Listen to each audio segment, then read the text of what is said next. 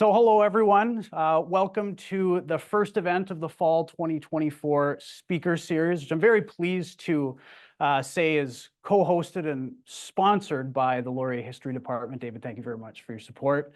And for everyone in the History Department for showing up for Dr. Comacchio's lecture tonight. We at the Laurier Centre for the Study of Canada would like to acknowledge that we are located on the traditional territories of the neutral Anishinaabe and Haudenosaunee peoples, and we recognize the continuing presence of Indigenous peoples and cultures here. The consequences of the long colonial relationship between the Government of Canada and First Nations, Métis, and Inuit peoples are far-reaching and painful. We are committed to reconciliation through the establishment and maintenance of a mutually respectful relationship between Indigenous and non-Indigenous peoples. So my name is Eric Story. Many of you will know me. I'm the outreach manager here at the Laurier Centre for the Study of Canada. But I will also be your host this evening. I was talking to my wife earlier today, and it was something I was thinking about over the last little while, because it was my birthday over Labor Day weekend. That I'm often sad over my birthday weekend. And that's because it often just feels like the end of summer. You know, weather's starting to change, the leaves are starting to change colors, days are getting a bit shorter, nights are getting a little bit longer. But I always have to remind myself that the fall is also a time for new beginnings, especially here at the center. It's a chance for lots of our graduate students to start new chapters in their lives. In fact, one of our graduate students, John McConnell, just passed their MRP defense this morning and actually received a nomination for a gold medal. So we're very, very happy for them. But it also means that we have new students coming through our doors as well. New undergraduate students, new graduate students who we haven't met before, or have met in the past but haven't seen for the entire summer. But of course, it also means the beginning of our speaker series. And this is my 7th time coming up here before you and saying hello and welcome to the fall of the speaker series. And I'm very pleased that tonight I invited and received a very gracious acceptance from our speaker, Dr. Cynthia Comacchio, who many of you will know, but for those who don't, Cynthia Comacchio is Professor Emeritus in the Department of History at Wilfrid Laurier University. She is the author of many books, including Nations Are Built of Babies, The Infinite Bonds of Family, and The Dominion of Youth. And over more than 3 decades, she has done more than any other Canadian historian in helping us understand the modern history of youth and the family. As many of you already know, she is launching her new book, which is at the back of the room tonight, called Ring Around the Maple. I haven't read it yet because it is quite literally hot off the press. Claire told me that she just received it last week. So before you kind of scamper away at the end of the night, make sure to grab some snacks, but then also go to the back and purchase Dr. Comacchio's new book. It's a beautifully illustrated book. She can speak to the cover in a bit more detail, I'm sure, tonight. I know it has a very phenomenal history. But in looking at it myself, I think it's also fair to say that this is Dr. Comacchio's magnum opus, a fine nightcap on an illustrious career that many of us in this room have had the privilege of seeing unfold in real time, and many of us who have benefited from the very generous mentorship that she has given us over many years. Now, before I cede the microphone to Dr. Comacchio, I just have one brief but exciting announcement that I'd like to share. Not only is Dr. Comacchio launching her book tonight, but we also invited her here to celebrate her recently being elected as a Fellow of the Royal Society of Canada in the Humanities Division.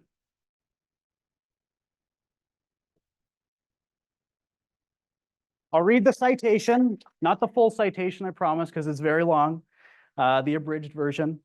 Cynthia Comacchio's award-winning studies on childhood and youth in Canada have made significant inroads into the historical cultures of the young. She is especially interested in how self-formation is mediated by shifting class, gender, sexuality, and racial prescriptions, and influenced by new technologies and media. Her inaugural application of interdisciplinary and transnational frameworks regarding age and generational relations place her in the top rank of Canadian social historians whose work is internationally recognized. And so it is my distinct pleasure, as not only your host this evening, but also as one of her former students, to welcome Dr. Cynthia Comacchio to the podium for her presentation tonight, based upon a chapter in Ring Around the Maple on children in the Second World War. Dr. Comacchio. Pardon? Is this thing on? Just press that button there.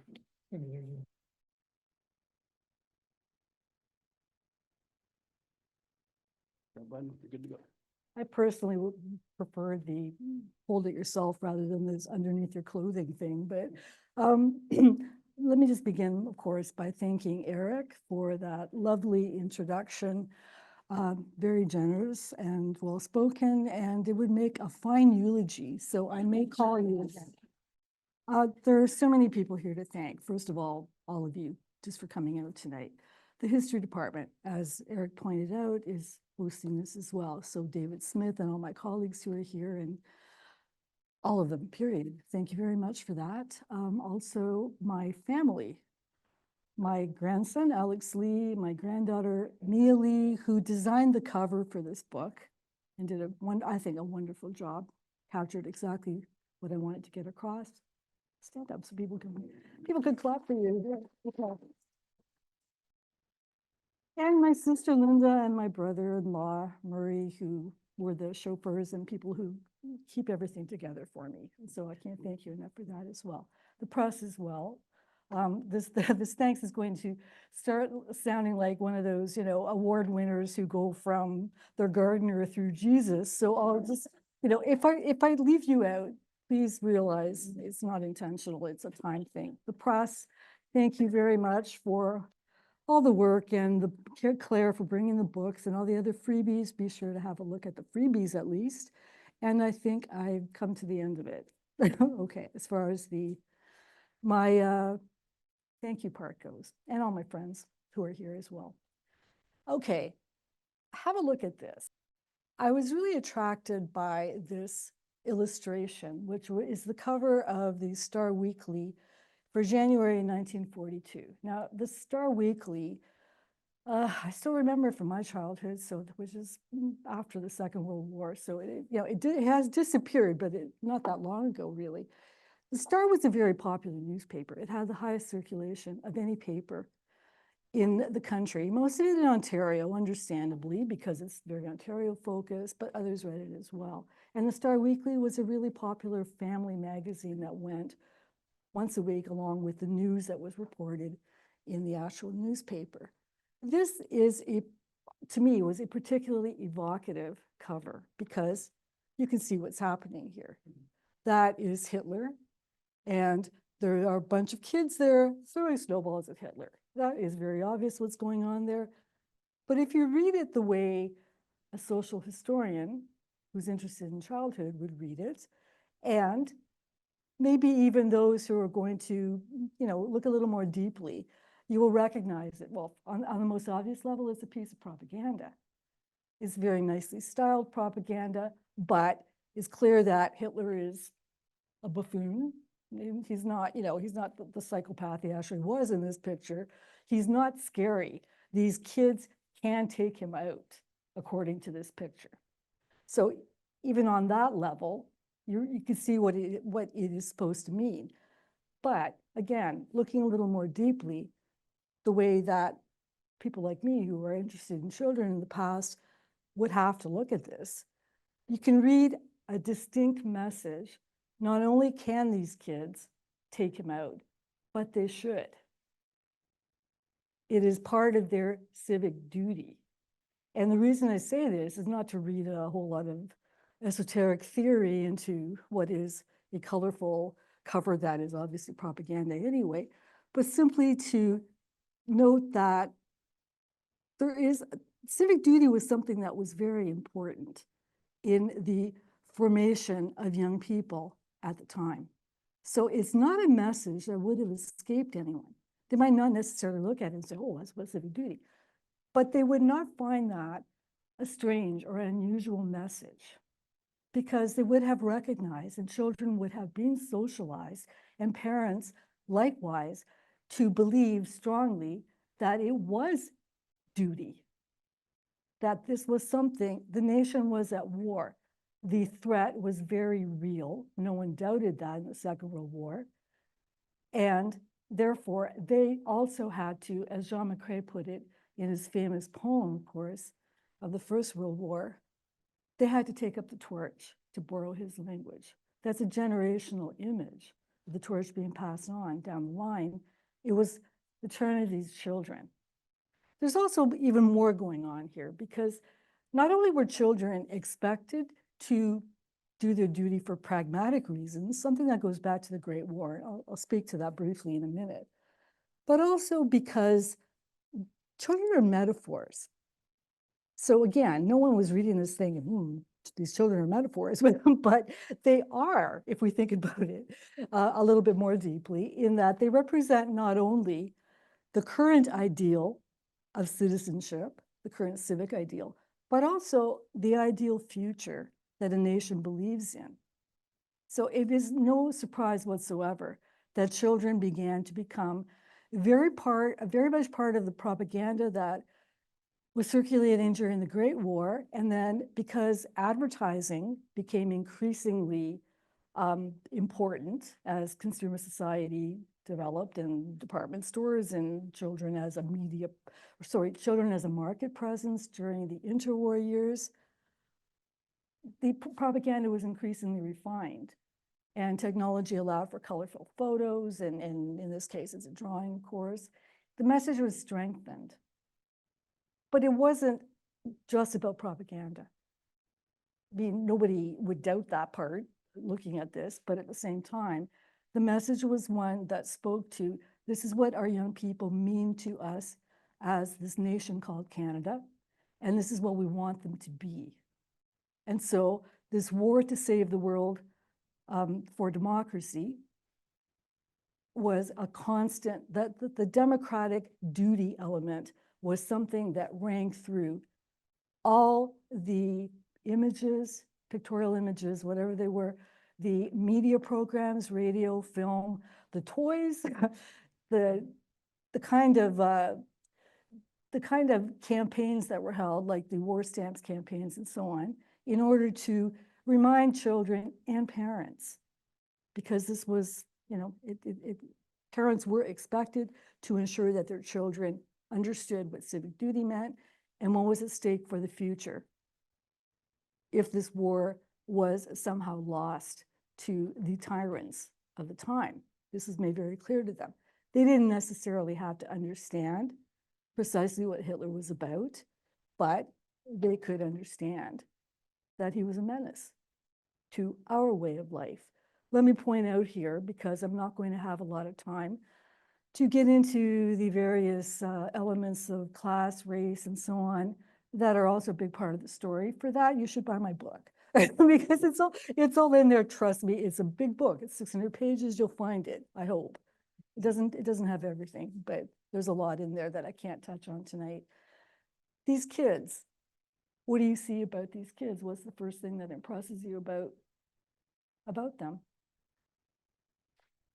They're delighted to be pounding on Hitler. That's an important message for morale. We can do this. Even kids can do this, and we will. And what else? Very obvious, I think, but sometimes the most obvious is the stuff that we don't see.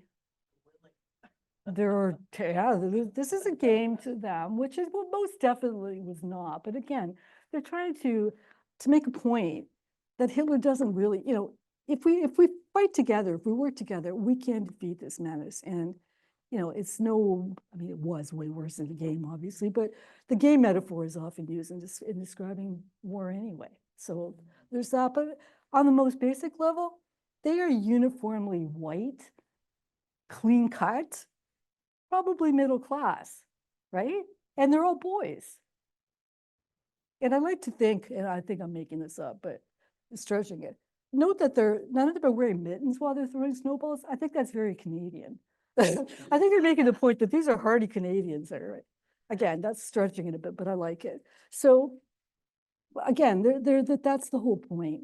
The ideal child, the ideal citizen of the time looked very much like the very people who were idealizing that citizen.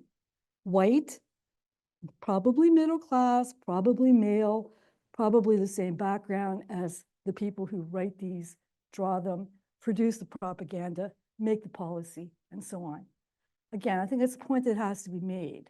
And I will come back to it briefly later, but I wanted to make sure that I got that out there. So I think that's all that I want to say about this. In that sense, really, children are as marginalized in the sense of, trying to find them in the historical record, which was my job doing this and the job of others who are interested in this kind of history. Children are as marginalized as these other social groups that we don't see depicted much at all, or barely mentioned. Children of Black, Asian, Indigenous, immigrant, all those other groups that are not often portrayed or talked about. And I have found in reading many records, and often against the grain, that those communities did in fact support the war effort for the most part, and that women and children were particularly keen on supporting home front things. But try finding any photographs of any of that going on. It's mentioned in passing in things like the records of the Indian Affairs for the Indigenous children, and in other run-throughs by the government on who's doing what, which you will find in annual reports and that kind of thing, but they're really, really hard to find otherwise. But then children as a whole are hard to find. They very rarely get to speak for themselves. This is the biggest issue, of course, that people who work on children in the past had to confront, is that most children did not leave records. They didn't sit around writing autobiography and leaving it for posterity. Children kept diaries and so on, but where are they? Some might be forward-thinking enough to believe that they should preserve their diaries and they can donate them or otherwise, make them useful in the future, but the majority would write their diary and leave it at that. They would not, we can't find them in short. And I have looked through some diaries and used them. I've also, thankfully, in large part because of the recent burgeoning of Indigenous studies, we have more and more oral histories to turn to. And for this, the internet has been a tremendous boon. When I started working on this book, the internet had nothing compared to, the digital records in the US. We still have very little. But the point is that there's more of that now, and it's being seen more as legitimate. And of course, there are still people who have problems with the use of oral history because it is so dependent on memory. This is where I would turn, and here's one person that I definitely should have thanked when we started, and it skipped my mind. I'll thank him now. My co-author, Neil Sutherland, who very much inaugurated the history of childhood in Canada, wrote a book 20 years ago now. Neil passed away 4 years ago, so he very sadly wasn't able to see this book come to fruition. But his spirit is definitely in it.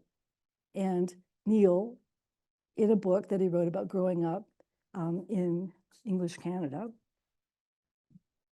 talked about a concept borrowed from cultural anthropologists, which has to do with the notion of scripts, which means quite simply that as much as we want the memory to serve as evidence, it's not just what is remembered, but how it is remembered that matters. So what anthropologists call scripts are quite simply repeated motifs, ways of framing things, ways of representing things, even pictorially, ways of talking about things. And again, in all the records that I looked at, oral histories and traditional records as well, the same scripts come through, no matter whether it's stuff being remembered or commented on by an adult at the time. And again, without belaboring this, because I could, but I have a lot of other slides to get through, those scripts reveal a lot of similar motifs and images, and really fundamentally at the bottom of all of it is that no matter whether they understood the stakes or not, they did understand that this war was a serious thing and that they had a duty to do their bit. Okay, enough about that. Now, if I can work this, we will flip. Okay, here we go. So, for example, those two quotes are oral histories. They're from oral histories. And, the one little boy, well, he was little at the time, 12 years old, in Vancouver, notes that the same day that Mackenzie King declared war on, declared war on the radio, and we'll come back to him too, was the day the war was declared at home too. Now, he was in Vancouver. He's not talking about literal warfare in Vancouver, but he was talking about his sense that things had changed fundamentally. And Phyllis Ellis, who was growing up in Edmonton at the time, had much the same response to that declaration of war.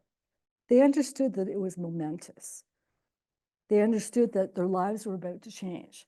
Obviously, they had no idea how much or in what measure, but they did get it. Okay, so more than during the Great War, when the notions of home front and doing your bit were yet untested, the children of the Second World War had some notion, at least in their imaginations, about what war might mean for them. Many would have heard the stories of parents and grandparents, because we have to remember that the Second World War happened scarcely more than a generation after the first one. So a lot of people still have vivid memories. They took part in Remembrance Day ceremonies in school and in their communities. They understood what poppies signified. They heard the sad stories about lost family members and friends. They saw the names chiseled into the local cenotaph in memoriam. They understood that it was their turn to, as McCrae had put it, take up the torch and share in a national duty. Again, those words reverberate, to save the world for democracy. So national duty, in effect, became the principal motif of their early and most formative years. Reiterated at home, in school, in after-school activities, in church, on the streets, and among their peers. This war brought new meaning to the concept of democratic citizenship in ways that affected their own status as children and their progress into adulthood. The young were called upon to give as much as they could. And interestingly, I didn't come across anyone saying, is this too much to ask? I mean, now having them give up TikTok is too much to ask. But in those days, parents quite simply were not socialized that way. And the child-rearing experts of the time were becoming increasingly important. Likewise, they believed strongly that children had to understand from their earliest years to look outside of themselves and what they wanted, and to give. And they could do this work. It was expected. After all, children had been working, except for children whose families were affluent enough that they didn't have to work. Most children worked until they were, started work full-time when they were about 14, even during the 1940s. And farm children, of course, worked constantly all the time, no matter what their age was. So the whole concept of working and contributing was not anything new to them. Plus, parents of the time, unlike now, and there are generational differences in parenting, obviously. It's not a static, never change thing. Were agreed that they didn't need to spare their children from brutal reality. It's not that they would deliberately, show them the atrocities of war, but the point is that it was discussed within, the limits of the particular parent and what they knew of their children and what they could deal with. But they did talk about the war. And the new media of the time, not entirely new, but increasingly popular media, like radio, like the movies, and like the propaganda that was also circulating much more than ever before, all delivered that message that this was serious business and that kids needed to know about it. Even the child rearing experts of the time that I mentioned earlier were agreed that children should not be spared the reality of a very real threat, because that would only lead to their insecurities. And in fact, a lot of the things that I have found of people looking back have said how, not knowing what might happen scared them more than actual headlines. Of course, most of the news was somewhat toned down because there are censorship regulations and all the rest of it. But at the same time, they did say that. So it's possible, and of course, there's no way of knowing this for sure, that in homes where the war was played down or mostly not discussed, or the radio got turned off when CBC News came on at 6, those children were more anxious about it than kids who were anxious, but not because their imaginings would take them into nightmare territory. Again, this is not something we can know, but it is certainly feasible. In any event, most kids of the time probably did. And again, I'm using words like probably because there's no way of knowing for sure when you're talking about motivation and feelings, and especially for children. Agreed that Canadians must do something, no matter their age, that everyone has to participate in winning this war.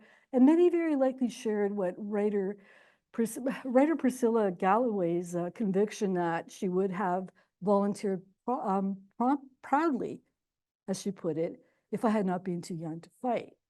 Now, of course, the first response to that would be, it's easy enough to say if you're not in any danger of fighting, and these kids were not. Being in Canada, they weren't even in any danger, although they couldn't have known that for sure, of seeing fighting. But that's being a little too cynical, I think. Because the other point of all this is that when we are inundated from a very early age and from many different directions with the same message over and over again, it becomes internalized. And you have only to look at what's happening in the world these days. Say it often enough, people will believe it. It's not that they were being fed lies either. This was the understanding of the time. And we don't need to question that there's genuine patriotism. That's a word that is very difficult to say without quotation marks now, because it's just not, it's not something that we relate to very much. But at the time, people did. Again, it was part of their world. So we can't dismiss it and say, oh, they were all just buying into the lie, or they were faking it, or there's no point in saying that. It was a very different mindset. And for all that we can't prove that substantially, we can certainly understand what happened. So the Second World War finished the Depression. And these world historic events, the Great Depression and the Second World War, like the Great War itself, were really generational and age-related events. For a lot of children, those world historic events shortened their childhoods. And we all know the expression, having to grow up too quickly. And these are traumatic world events, no matter that, again, they're removed from the brutality of actual warfare. But things are happening, things are changing very much. And they get swept along in the tide. And it becomes something that, to put it simply, children did not experience the same war as adolescents, as adults, or as seniors. It is very age defined. And I would argue more so for children than other age groups, because they are the ones who are most easily regulated. It's not coincidental that much of what was going on in terms of discussing civic duty and promoting the war effort was going on in the schools, because elementary schools, because that's a captive audience of children who can still be regulated in those days. Again, we shouldn't think too much about what has happened since those days. That may well have been the last time that they could be so regulated. Anyway, I wanted to show you just a touch on the Great War to show that these things are not unprecedented. They're not the same, but they're not unprecedented. This is the kind of stuff that was aimed directly at children even during the Great War. Up there is a letter from the Women's Institutes trying to persuade children to give money or knit socks or otherwise take up the duty. And the little boy is wearing a uniform. You would never see that now, But in those days, I have a lot of photos of kids, the Great War and the Second World War. and even one or two from the Crimean War, in which they're outfitted very proudly in soldiers' gear. Rural school fairs, certificate. Empire Day was a really big deal still back at the time. And that certificate is for a boy who did his bit for the war effort, collecting stamps or whatever, or rather not collecting stamps, buying stamps. That poster at the end there, that was the most popular piece of propaganda of the Great War. Evidently, that poster, which was posed, I mean, clearly it's not as though it's a candid shot. That little girl was a real little girl, the daughter of someone in the government, I can't remember who. But that poster sold something like $4 million in war bonds, and which was phenomenal. Like no other campaigning brought in as much money as quickly as that particular poster. That's how much images of children affect people on an emotional level. It's like, this is what we're fighting for. And that it's not a really big step to go further than that. And that's just a badge that was given to kids whose fathers were at the front to honor them, especially for what their dads were sacrificing. Anyway, it's not a really big step to go from this is what we're fighting for as adults to say, then children have to be involved in this as well because it's their future. They are the future. So that message about future citizenship really comes into play with the Great War, as do the notions of home front and doing your bit. Both of those were actually coined during the Great War. And so the precedents are established, in short. And 25 years later, it's easy to build on what was already laid down.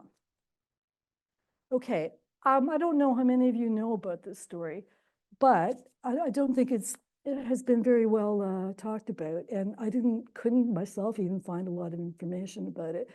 But it's a fascinating entry into the realities, the brutalities of war for Canadians, and a great deal was made out of it. This little girl, Margaret Haworth, was with her mom and her sister on the ship, the Athenia, returning, or rather, they had gone to Scotland for an extended summer vacation because they had family there. The father had returned home after 2 weeks, and when war appeared imminent, he persuaded his wife to get on to shorten her visit, get on a ship immediately and get back. Unfortunately, just a few hours after the declaration of war by Great Britain, the Athenia was hit by German torpedoes. Now, the Germans claimed that they didn't realize it was a passenger ship. Well, whatever. The point is that, it was in the early hours, very early hours of the war, and it hit the Athenia, and 64 people died, among one of whom was this little girl, this Canadian girl from Hamilton, Ontario. Now, Margaret and her sister, Jacqueline, are pictured there. This was taken, I think, shortly before that fateful trip.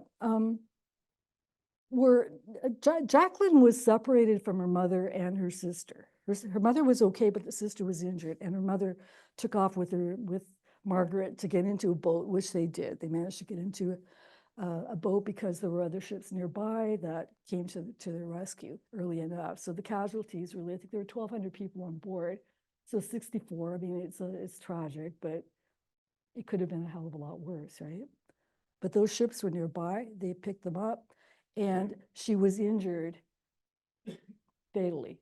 They could not save her, and she died aboard the American freighter City of Flint on September 9th.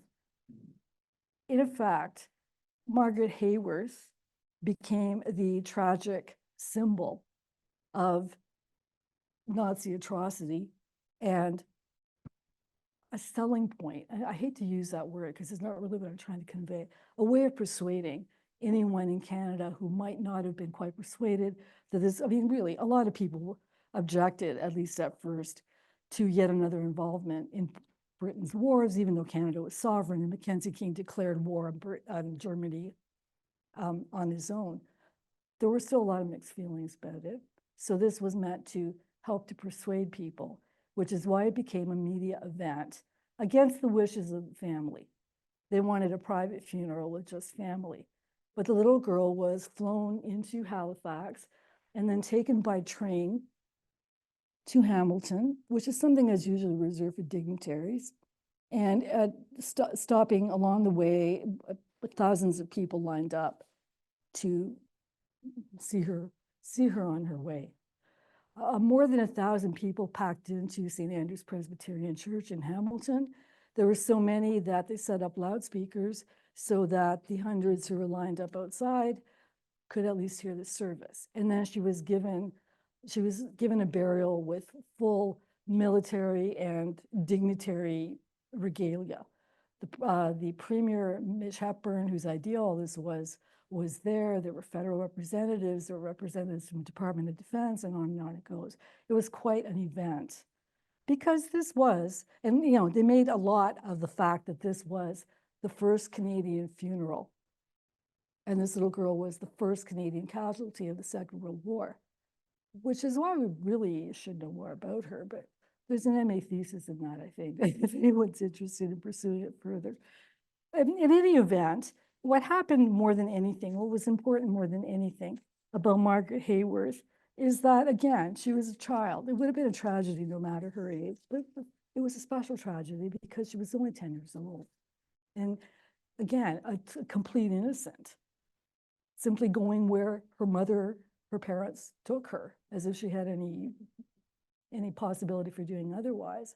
And that is what made it so heartbreaking for those who could read about it in the newspapers. CBC broadcast the funeral right across the country.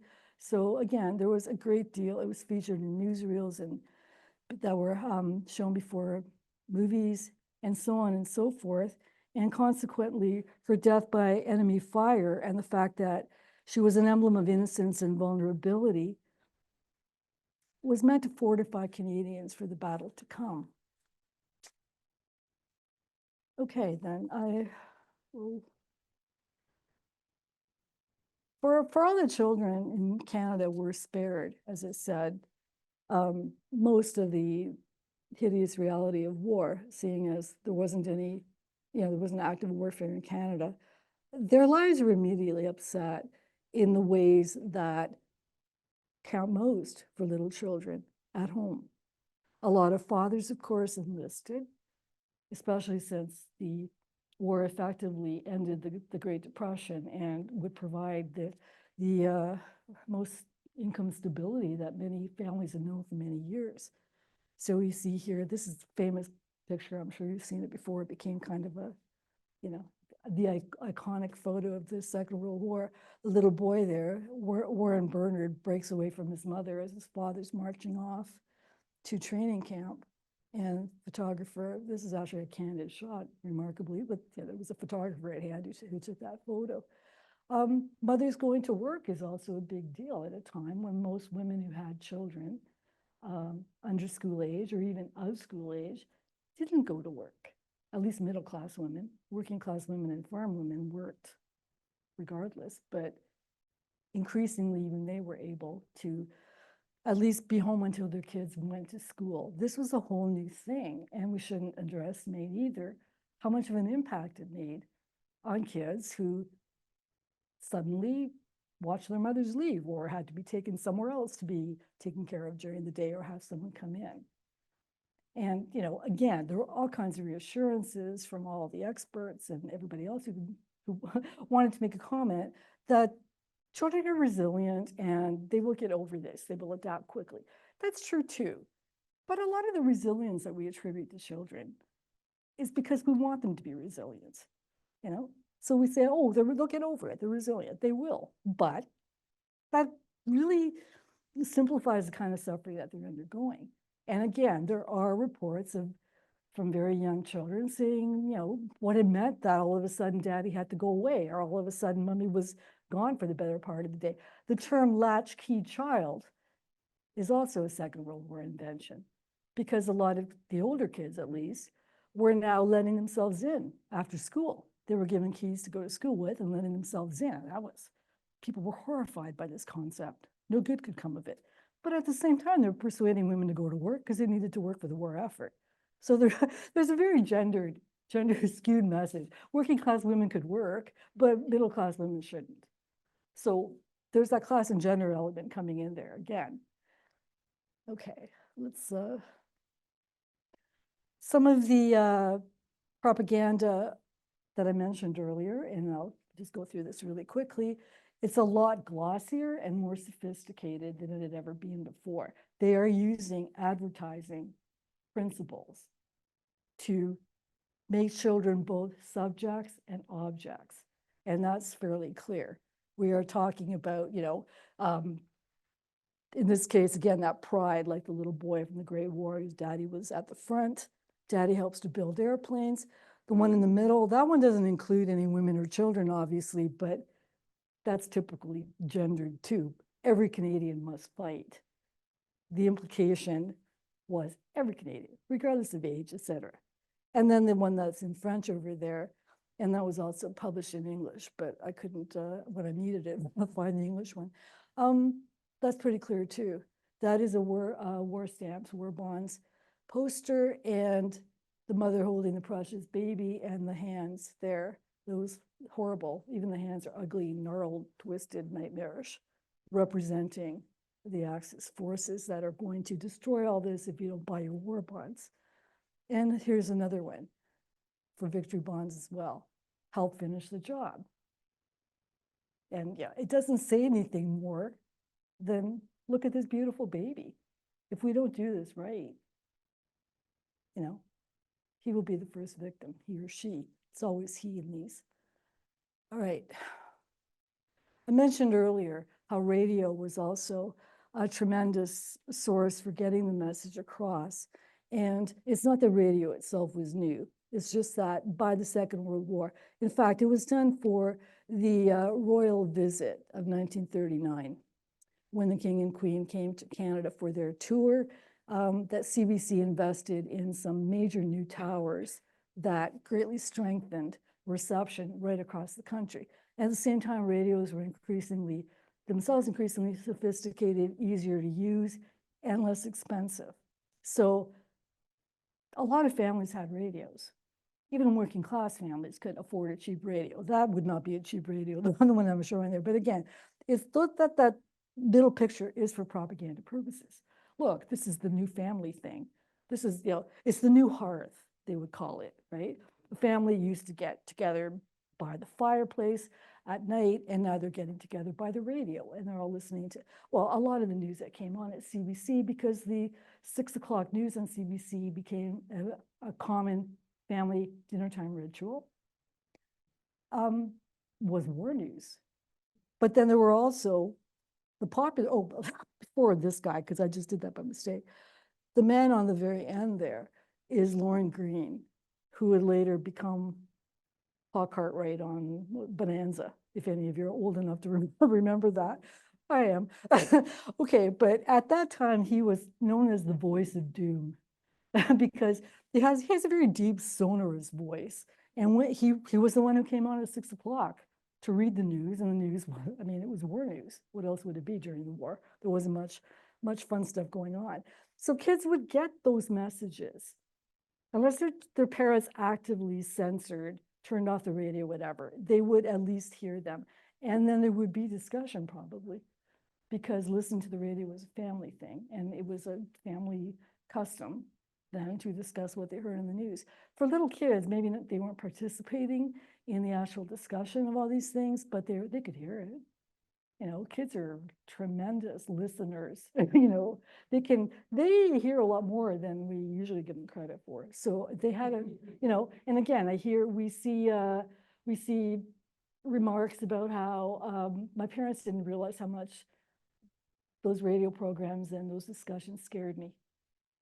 That they gave me nightmares and this kind of thing. They wouldn't necessarily admit that they were listening in to the family discussions, but there they were, and they did hear.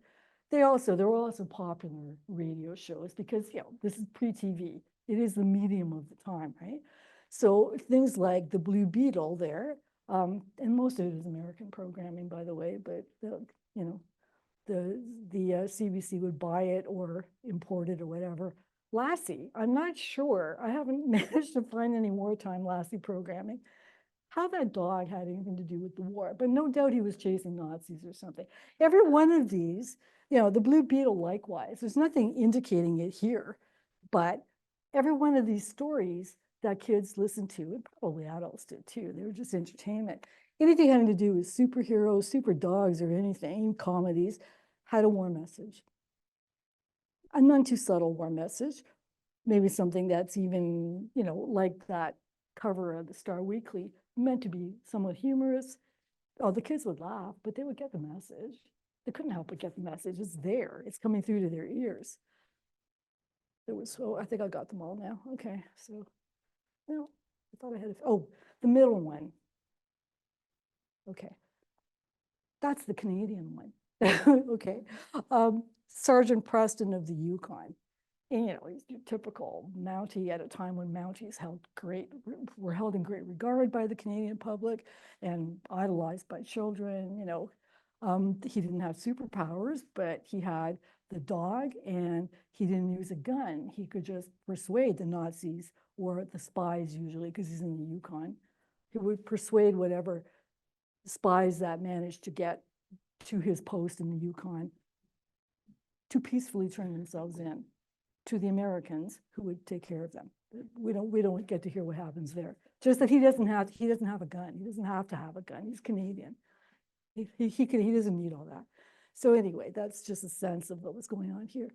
The kids also got exposed to actual real war news, because at the time, every motion picture and movies were a tremendously popular medium, a form of recreation for children and adults alike.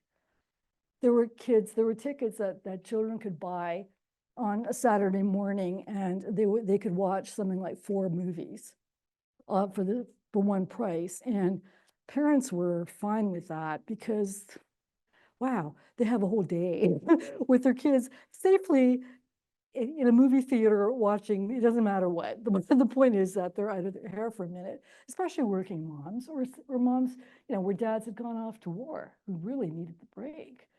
Anyway, they would be exposed to all this before every motion picture of any kind. There was always a cartoon too, but it always started with a newsreel lasting 10 to 15 minutes.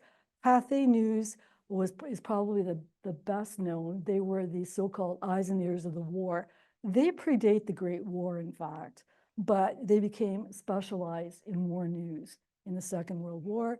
So this is the evacuation of Dunkirk there in 1940.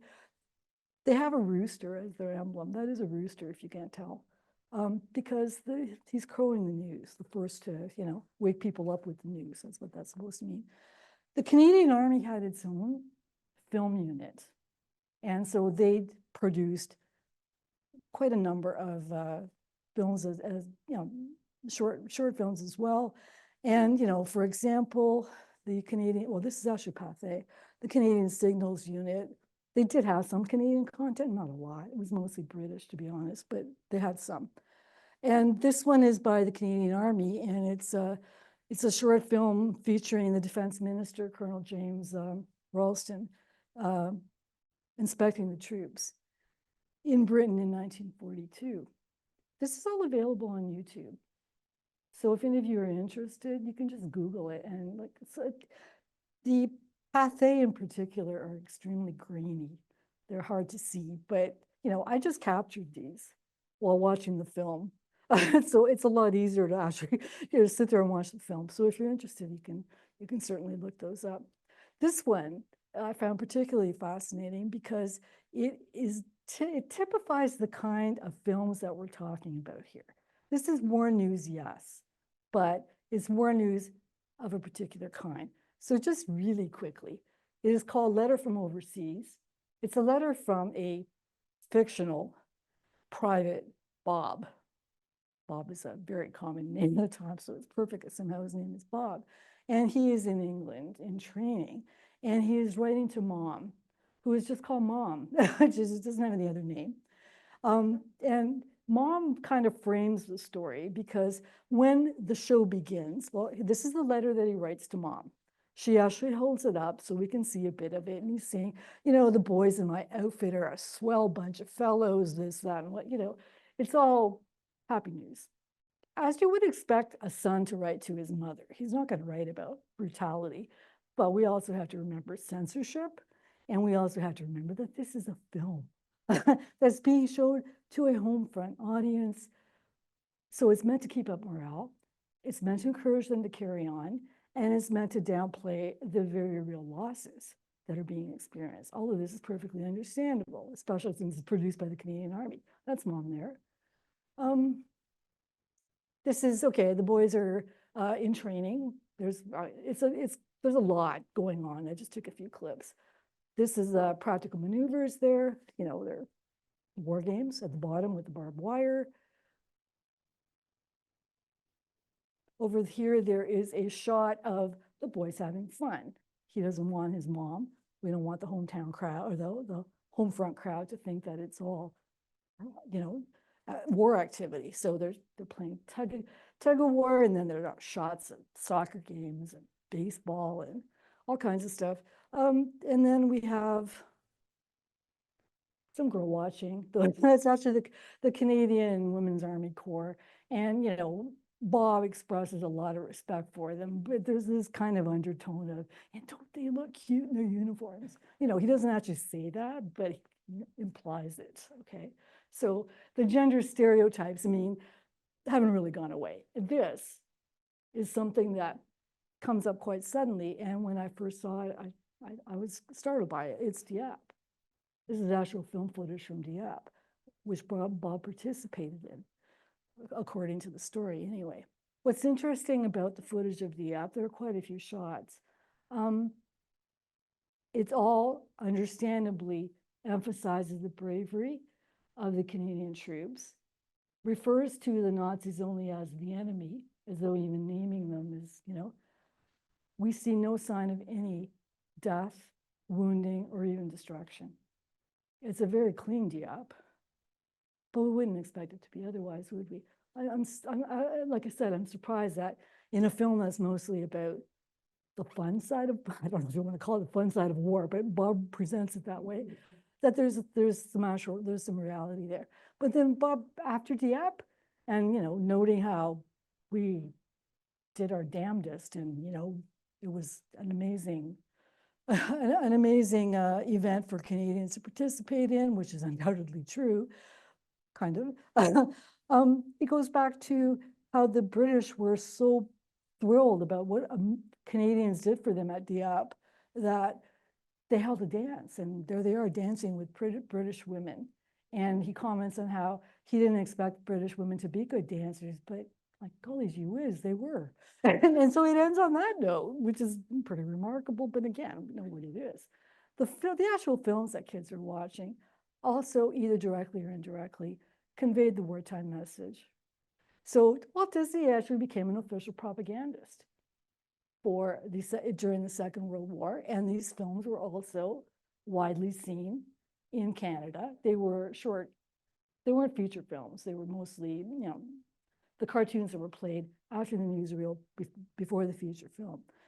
So again, you can see how Hitler is a buffoon, and even Donald Duck, an animated duck, can hit him straight in the nose.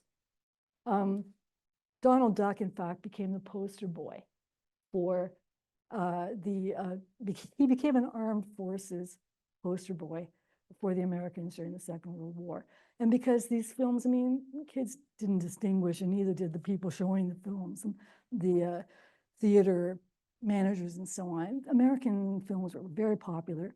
We effectively had no real Canadian film industry anymore. We had the National Film Board, but they weren't producing entertaining things. They were producing serious stuff. So the kids got this stuff. And if the messages were American or not American, the main point was this war has to be won. And that's the point that they would take home, I think. I don't think any of them thought too hard about it.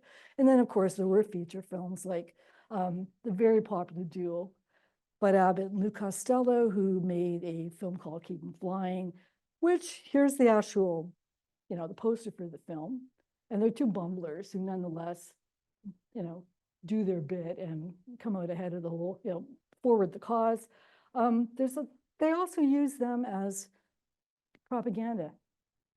So here they are, as though, in fact, they're not just actors and comedians for that matter, but they are actually enlisted, enlisted men. Keep them flying, enlist in the Army Air Corps. So they're both, meant to convey a subtle message through the actual entertaining movie, but also convey a more serious message through the propaganda, the direct propaganda.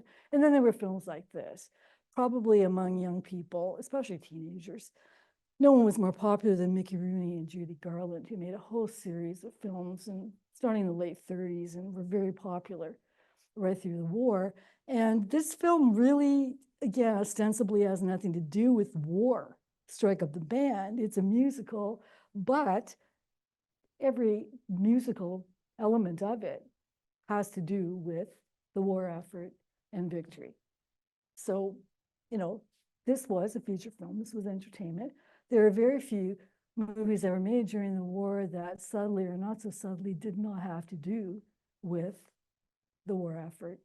And kids were the most avid moviegoers of all ages, and they would be looking at this kind of thing. Let's talk a bit about children's toys in wartime. I know that I'm running out of time, sorry. I'm almost done. This photo, again, is a very clear message. They're playing, but the boy is in military costume, and the little girl is a nurse. And for all that war is associated with breaking through traditional gender roles, what I have seen of what I have, looking at children's history during both the Great War and the Second World War, is that maybe it wasn't quite as much as we think it was. Definitely, gender roles were shaken up.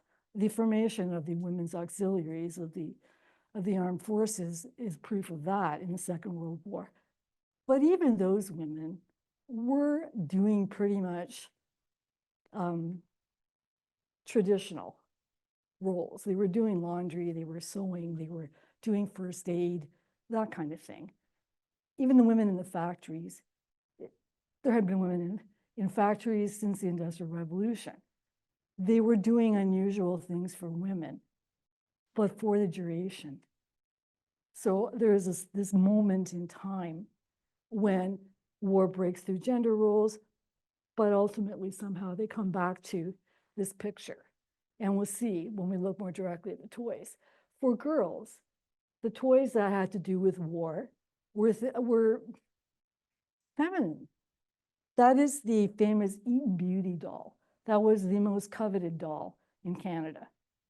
And it was an expensive doll, so it's not as though just any little girl could have it, but there are lots of stories, memories of little girls who would just go and look at it in the window and only hope for the day they could have one. The wartime issue of that doll is a nurse, and not even a military nurse, just a nurse. But that's the only wartime issue of that doll. To be fair, they stopped manufacturing the Eton Beauty because a lot of the parts had to be imported. And a Canadian, an iconic Eton Beauty Canadian doll, but most of the parts came from overseas, and of course, production shut down with the war in France and England. There were others. This one here, who looks really ugly, but that's because she's not that one up there was obviously preserved for a museum. This one was an actual used doll. She's known as Miss Curity. She is wearing something that looks like it might be more of a military nurse's outfit, but she's still a nurse. Over here, we have a really cute little army doll, but this cute little army doll is just that. She's not looking like any serious, she's not meant to. She's a baby doll with a really sweet Cupid-like face. Cupid was, the big doll of the 1930s, and it's translated into with some kind of generic uniform. It's not even a specific uniform. It's just meant to be an army doll. Then we have of course, okay, so I made a mistake there too. Okay. No, it was supposed to be that way. Sorry, I piled them on. The paper dolls are really popular because they were inexpensive, and they, girls really like playing with them. The only paper dolls that I could find with a war theme were American. This is obviously American, but they were bought in Canada, and girls in Canada played with them too. And it's highly doubtful that they thought too much about the fact that they're in American uniform. This was touted as a patriotic thing to do, is to play with dolls like that. There's their outfits, or some of them. They all have their the definite, the little paper doll cutout outfits. But again, the message is clear. Girls play with dolls. That's what girls do, no matter whether they're wearing uniforms or something like a uniform. Boys, on the other hand. Right, okay. So these are all things that are very traditionally boy things.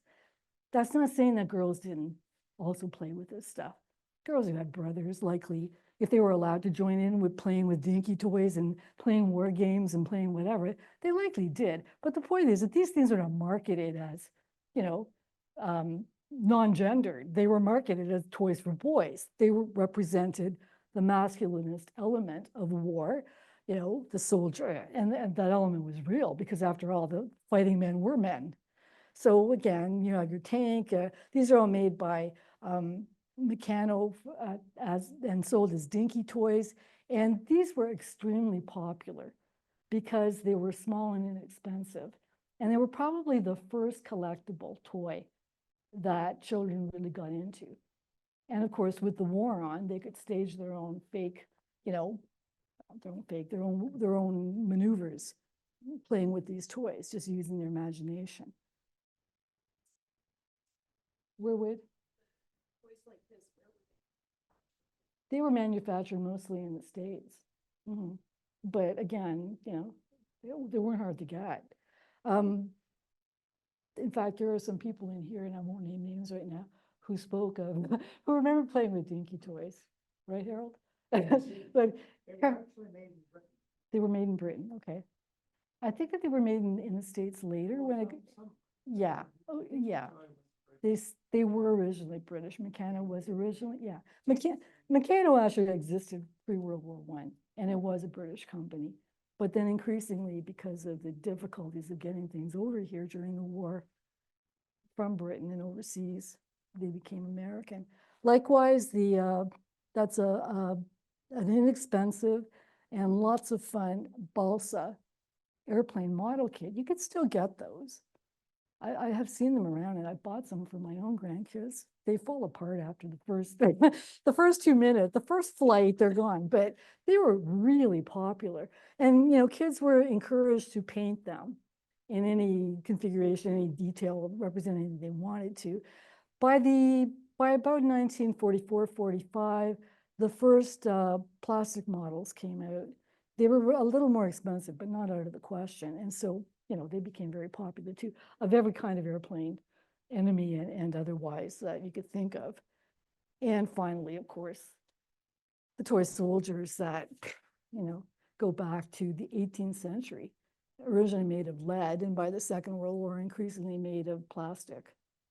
And they were enormously popular. And again, I'm sure that girls played with them too. I mean, they're toys. Highly unlikely that boys played with girl toys, because playing with dolls was overstepping a boundary. But for girls to play with this kind of thing, well, I don't think that it would have been quite the big deal. Okay, comic books. Comic books became increasingly popular in the 1930s, and by the beginning of World War II, they were the print medium that children were drawn to, and they also very quickly became part of the cause of getting that war message across. If you can believe, well, if you look at this, it's called King of Canada. And this is actually a piece of American propaganda that was published before the Americans entered the war, I guess just to show that they're on our side regardless, right? And it was distributed, it was a 6-page color comic detailing some points about this Mackenzie King, who heads Uncle Sam's nearest neighbor nation to the north. So the reference is to Uncle Sam. Now, this is our neighbor. They were distributed free in corner stores. I'm guessing in the States too, to educate American children, but also in Canada. And I'm thinking that in all likelihood, given the fascinating superhero stuff that kids were willing to part with their coveted nickels to buy at this time, this one probably didn't go over that well. I mean, I don't think I would buy it myself, frankly. I mean, it doesn't look that interesting. Probably the best part, I mean, he played soccer. He was born in a town, strangely enough, called Berlin. You know, he was told when he was at the University of Chicago, where studying sociology, that he had a kind heart. We don't want to deconstruct that, knowing what we now know about Mackenzie King. And there, of course, is his dog, Pat. One of the dogs named Pat. He had many dogs named Pat. Pat 1, Pat 2, Pat 3. I don't know which one that is, but Pat's probably the best part. Anyway, these guys were the ones that Canadian kids were very interested in. Our own superheroes, Johnny Canuck, who was drawn by Leo Backel, I think it's pronounced Backel, and Nelvana, the Northern Lights, who was drawn by Adrian Dingle. Okay, so these were among, I mean, there were a lot of various Canadian superheroes, but there's a practical reason why these Canadian comic books suddenly became popular as opposed to the big American superheroes like Superman, who was actually originally was drawn by a Canadian, but he hightailed it to the US to make some money, and various other, you know, the Green Lantern and all those other comic book superheroes are enormously popular. The thing is that under the 1941 Act that, sorry, 1940 Act that placed American comic books on the Canada's non-essential list, kids could no longer buy them unless they went to the States.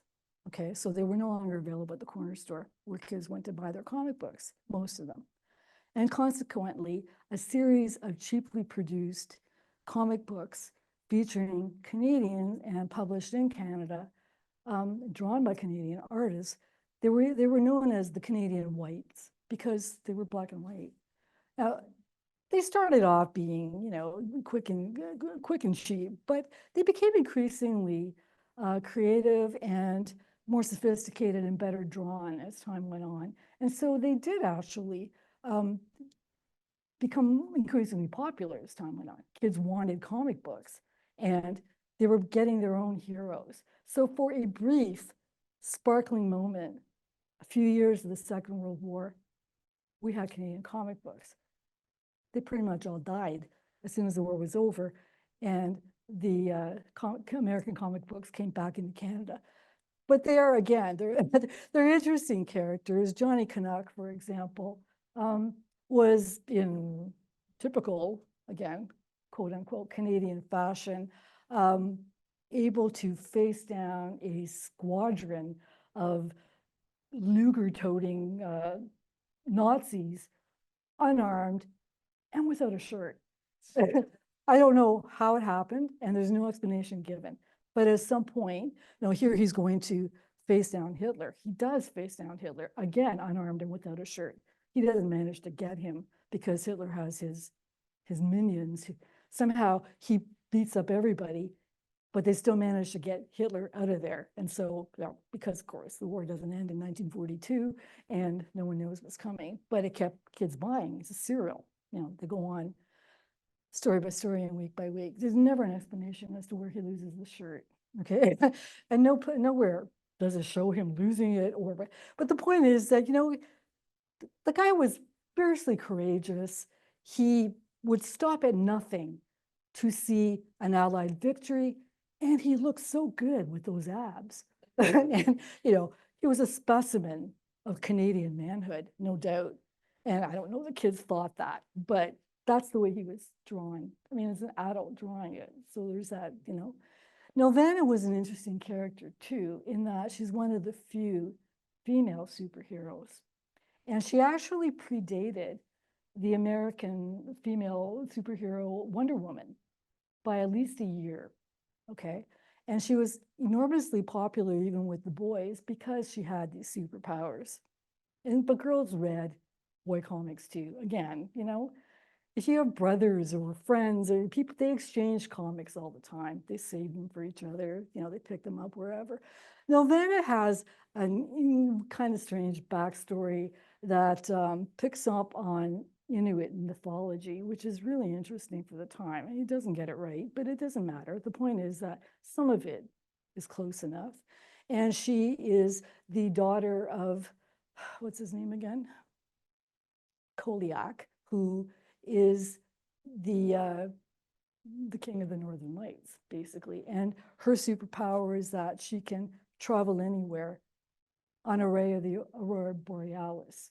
And she also takes on Nazis and beats the crap out of them. So there's definitely a gender bending going on there.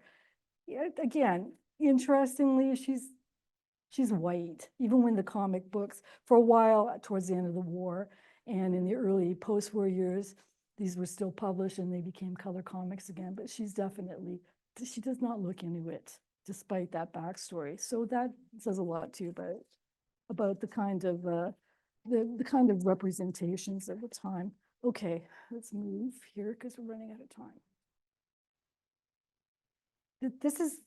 These are the Dion quintuplets, who, you know, hit the world news, probably the most famous Canadian babies of any time, all right, when they were born to a already large foreign family in 1932.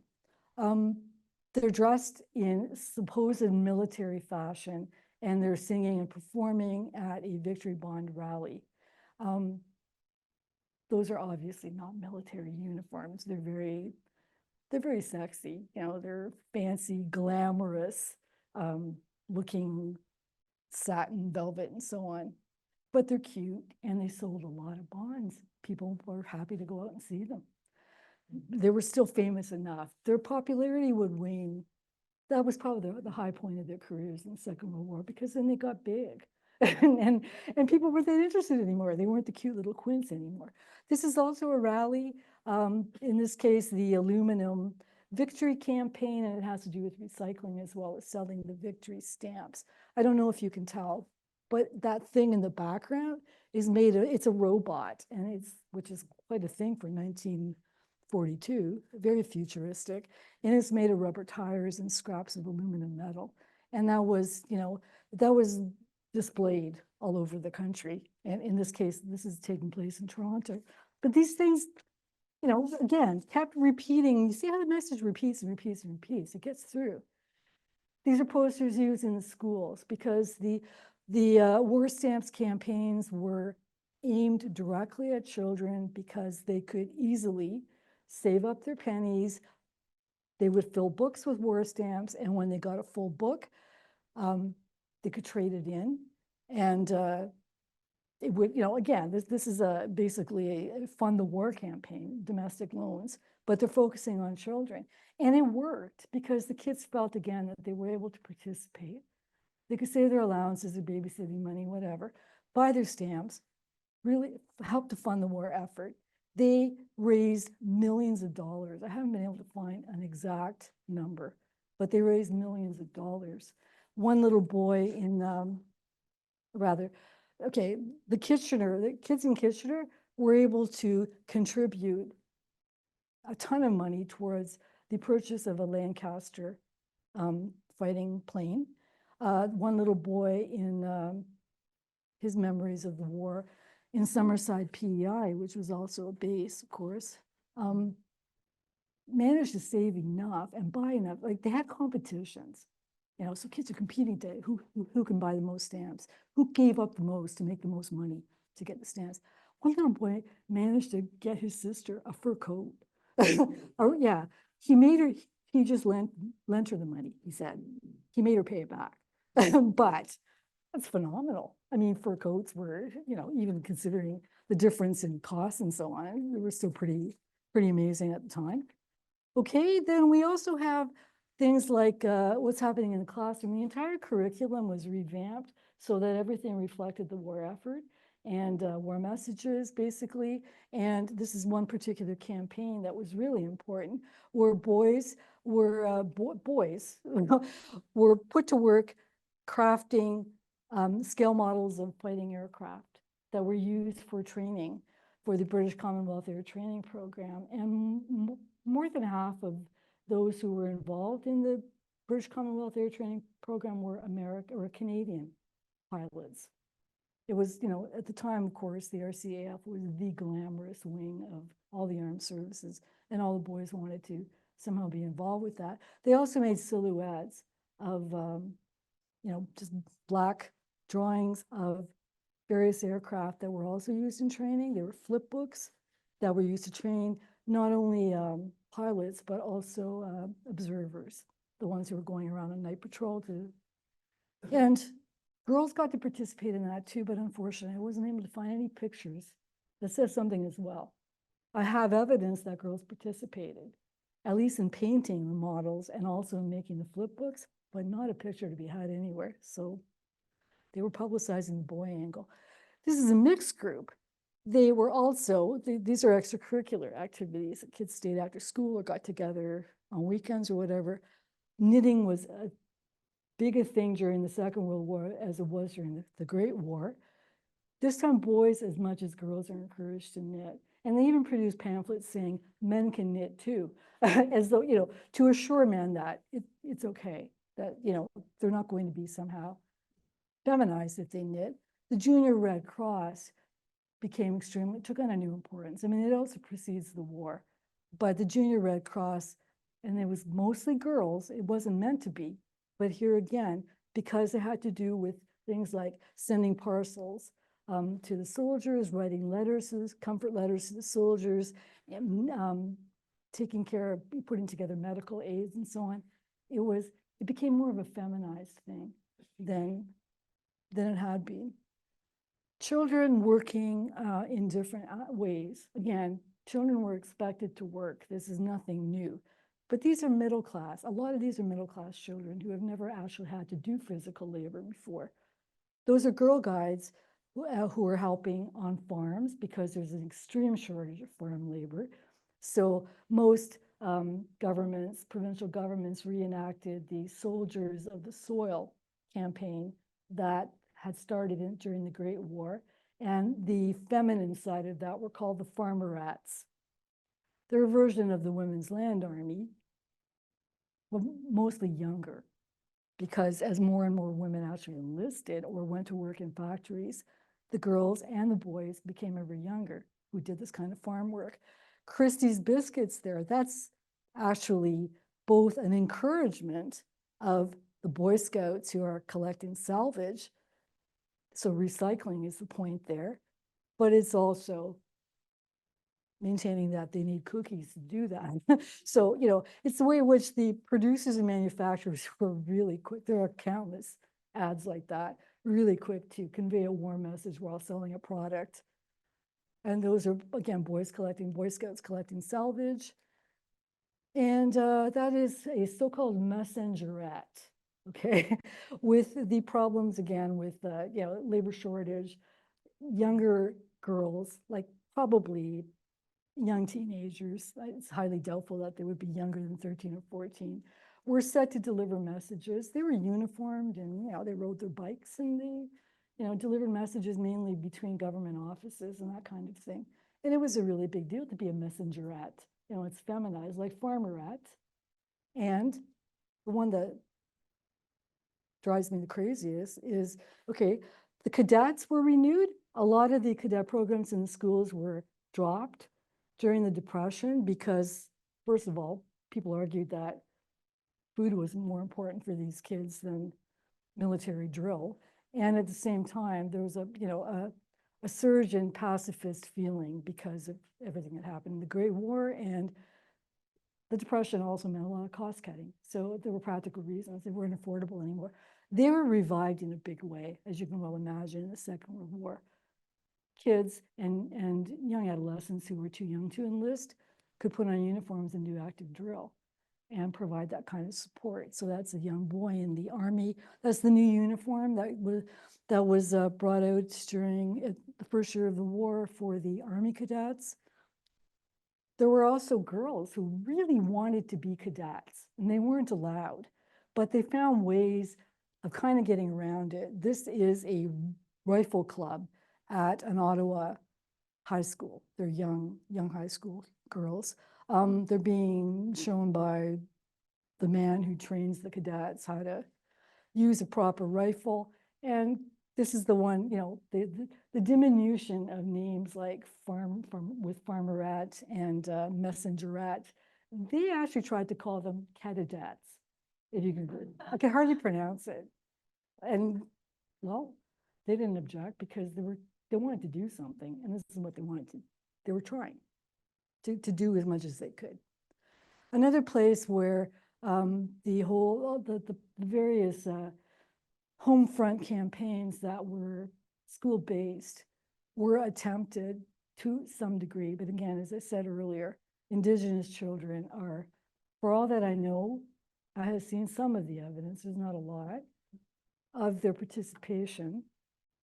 We don't get a lot of photos and we don't get a lot of information. This is the Mount Elgin School. It's a photo that was taken during the Second World War, and it was operated by the Methodists in the United Church. And these siblings here, Russ and Tom Moses, they were the third generation to attend the Mohawk Institution in Brantford. And the reason that I am showing you this is because they were both, Russ Moses, the boy in the photo, maintained, well, he told, not maintain it, it's not the right word to use. He wrote a letter to Indian Affairs after the war, I think it was 1960, in which he detailed how hard those kids were put to work to produce food and sell it for the war effort. They were themselves very underfed, very deprived and overworked. And yet, for the war effort, they were expected to do all this. And there are doubtless many stories like that we just don't know about yet. They were also encouraged to do their bit in uniform. The Brownies, and I don't have a picture of it, but the Scouts were very popular in residential schools and on reserves. And they were also, as we see from the picture below, put into uniform as Army cadets as well. Now, the questions that these photos raise, I mean, obviously, again, they are posed photos, not candid shots, is how much of all this was their interest in, understanding of, and willing to participate, and how much of it was coercion. I mean, kids don't have a lot of agency at the best of times. You know, adults mostly decide what they're going to do and when and how. These kids in particular, don't want to take away their agency entirely, but at the same time, there's no denying that they had the least say of any children in all of Canada about what they would participate in. That quote there that I'm not going to read to you, because you can read it for yourself, comes from a volume from the Truth and Reconciliation Commission, in which this man, Ray Silver, who was at the Alberni residential school, and that's a photo of the school there in 1941, talks about what it was like, about how, again, some of the boys apparently thought that the cadet training at least got them out of the horrendous ingrained routine of their everyday residential school experience. And it also appealed to some because of the warrior tradition among Indigenous people, and which also helps to explain why so many of Indigenous men enlisted out of proportion to their numbers during the Second World War, for all that it got them in terms of more rights. But at the same time, if we read stories like this, and that again, what choice did they have? And it was hard. They were already hungry and tired, and yet they were made to train this way. The photo at the bottom was something that really intrigued me, because it's a a few years ago, about 10 years ago, I think, a whole cache of paintings by residential school kids was suddenly found in BC. I think it was at Alberni. And that one, I mean, most of them are, you know, children use art to depict emotion. It's a common tool that psychologists use to get them to express things that they can't find the words to say or are too afraid to say. And the photos are very dark. They're not hopeless, but, you know, this is an eagle. It can be read as, you know, it has the freedom. It's a strong and noble bird. It can fly away, but it's also depicted very darkly, as though, you know, there are two sides that the child is trying to capture there. Okay, finally, we are coming to the end. Japanese Canadian children, again, I have a fair bit of this in the book, and I won't have time to do it here, but I wanted to point out that they were not only racialized, but they became enemy aliens for, you know, no other reason that they were born of Japanese heritage. Most of the ones who were evacuated were actually second and third generation Canadian born, which is the true shame of it. One of them here is David Suzuki, who died not long ago. And of course, he was the famous what shall we call him? Advocate of preservation, conservation, ecology, and so on. He was taken with he's depicted here with his two sisters to the internment camp at Slocan after their father was arrested. His mother was pregnant at the time and had her child there. And he felt particular sense of being on the outside, as I'm sure many of the other kids did, in that his parents, who were Canadian born, were fluently bilingual, but they encouraged English at home because they understood that it was the only way to fit into Canadian society as much as that could be done. So when he got to the camp, he didn't speak Japanese, unlike a lot of the other kids. So he spent a lot of time, he said, in nature to find solace. And that is, in effect, how he became the conservationist, you know, the most famous conservationist in Canada, and very famous worldwide. And that painting over there, it's a watercolor painting by the artist Shizuye Takashima, who was also interned as a young child. And although the book was published in 1971, and the book is called A Child in Prison Camp, it's very difficult to find, but the Osborne collection at U of T, Children's Lit Collection, has it. She painted, she drew these scenes at the camp as a child, and then later repainted them, adding color and so on, and put them into a book of her memories of that time. And, you know, again, it's a really heart-wrenching book, and the drawings in particular really bring it home. Finally, it's the end of the war, and I'm about to shut up. Germany surrenders. This is from the Kitchener Daily Record. I thought it would be interesting to show something, you know, the local news report on it. Tomorrow will be VE Day, and here we have, this is someone who, my special guest tonight, Harold Russell and his friend Jack Dopp, who has an extra P in his name. Sorry, Jack, I thought I removed that. The photo was taken by Olive Dopp. They were kids during the Second World War, and as you can see here, they put together this marvelous contraption. Harold, do you have anything to say about that? Or Jack, do you remember putting it together, how exciting it was? And well, Jack and his brother Bob, who's in the picture, actually assembled it. I was a young recruit. You were coerced. Standing at the back, beating the drum, recruiting the local Fusiliers into the unit. Right.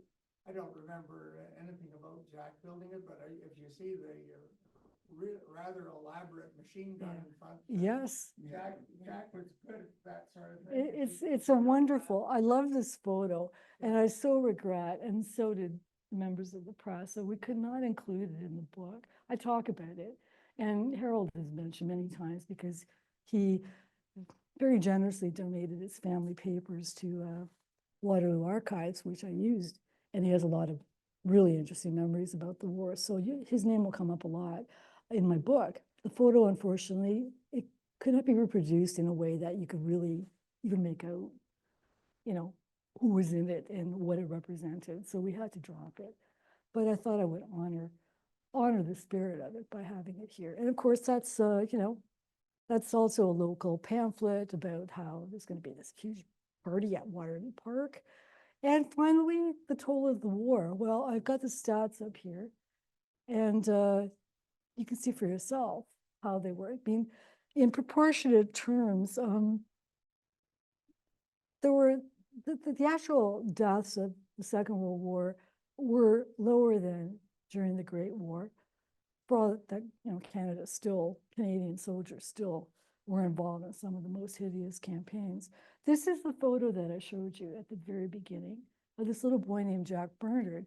And, you know, here again, at the other side, we have the toll that it took on Europe and Japan in particular, and that's not even counting some of the other horrendous things that happened. This is Jack with his dad. His dad actually came back. So, you know, snapped a photo of him. I mean, he's 5 years older here. And I would love to know, after the initial wonderful, you know, embrace and reunion, what happened, because a lot of these stories did not end happily.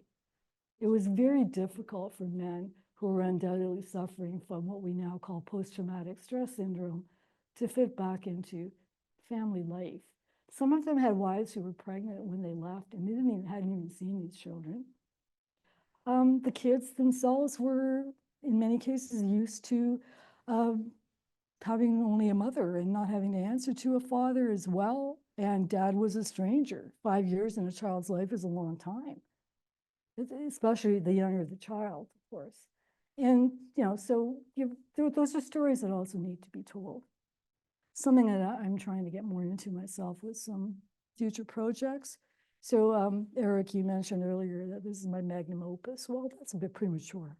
I mean, you know, there will never be one as big as this book again, but I'm not done yet. An estimated 1 in 10 children in Europe perished, and 1.5 million died in the Holocaust. So by comparison, of course, Canadian children suffered, but not like that. So not that you want to relativize the experiences, but there is no real comparison. The deprivations they suffered, like, you know, the ration books and you know, not being able to go on long trips and all the rest of it. The worst would have been losing fathers, without a doubt. That is something that would be extremely hard to recover from. The post-war years, even before the war ended, things were looking better for children. In an ironic way, war can be good for kids. It focuses attention on them as an important resource, as the citizens of the future. If we want to have a good future, we have to take care of our kids now. Moreover, a lot of people were arguing, well, the government spent more in the first year of the war than they did during the entire Great Depression for social welfare needs. So now they've got to cough up some money to ensure that the post-war world is a good place, that the Canada of the future is a better place.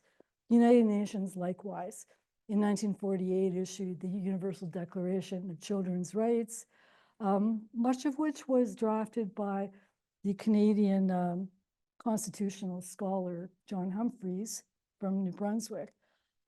I just want to point out Article 25(2) specifically says that motherhood and childhood are entitled to special care and assistance. Previous League of Nations efforts had always said that women and children are extremely important to the nation's future, but this one makes them special. They are entitled. This is an entitlement, not something we should do, but a right of citizenship. That's a whole new language there.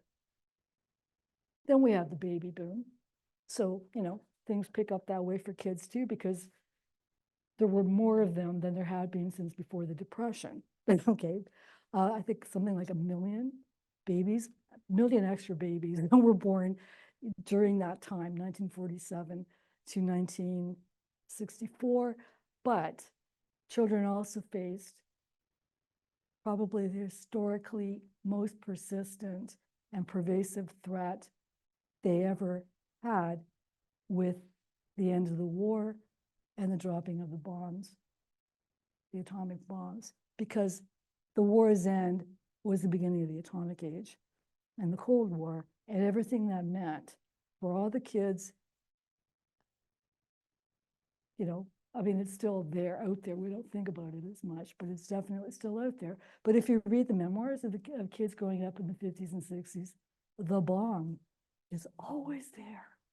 And, you know, they had all kinds of precautions that they took in the schools, and new propaganda was all about how to survive an atomic bomb attack as though that were somehow possible. But that's what they also, you know, so there were good, as always, there was the good and there was the bad.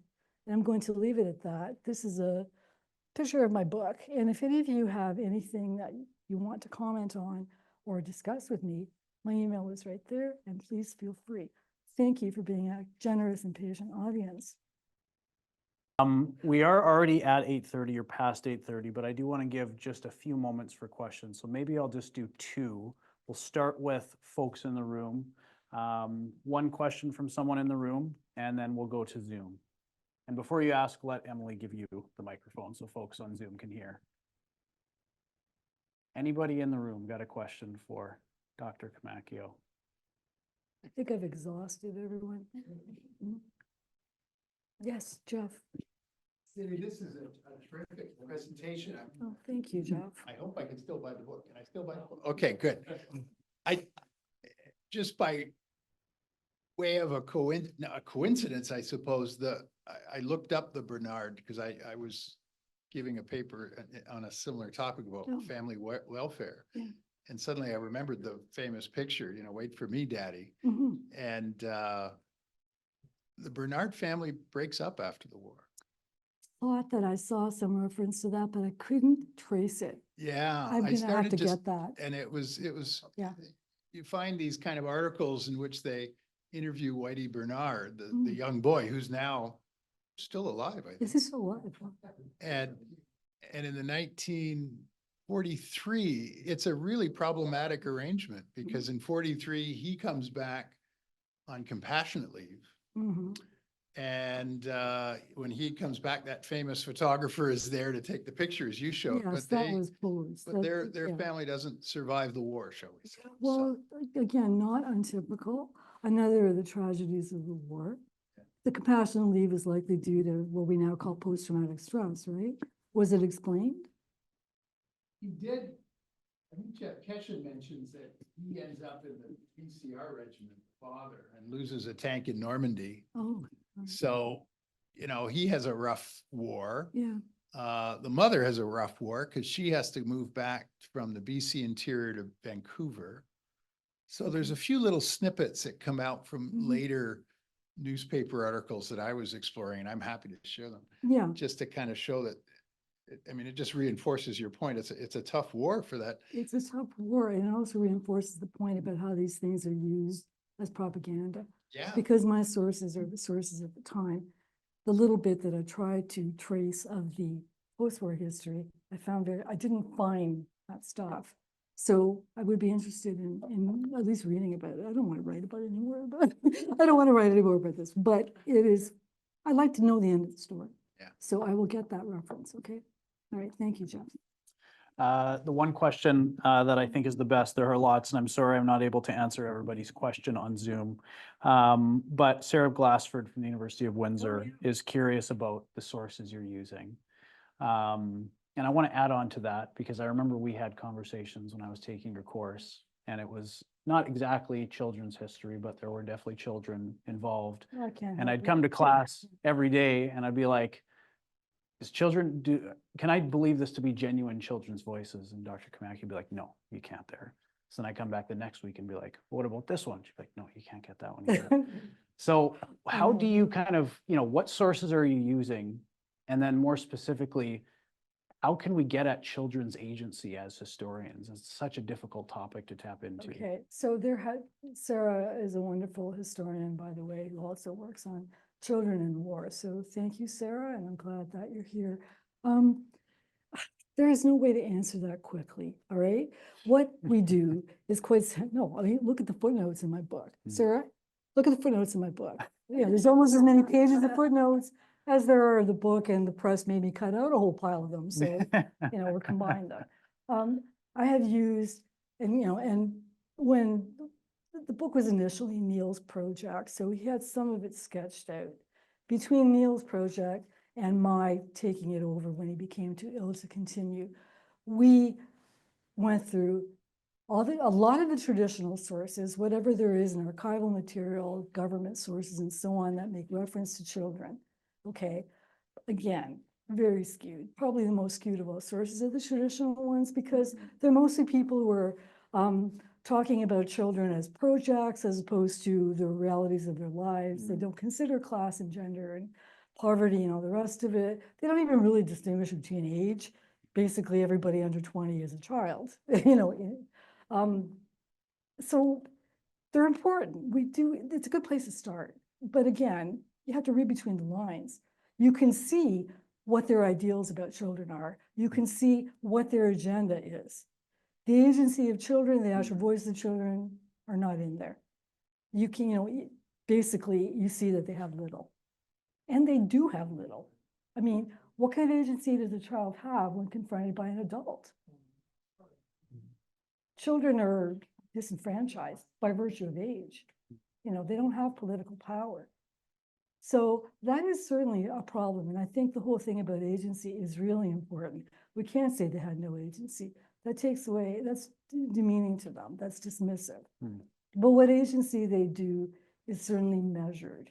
So one example that I always think about when I get upset about the utter lack of agency and children being done to, that I see in so many sources, is that of children running away. Okay, they had ways of defying adults. This is especially true in the Indigenous residential schools. They kept trying. They were beaten. They were, incarcerated. I mean, they were already incarcerated. They were oppressed even more. They did it anyway. It doesn't matter.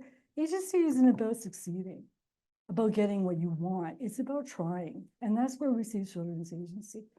There were kids who just didn't want to participate in this stuff, and they didn't, they couldn't be made to go and knit.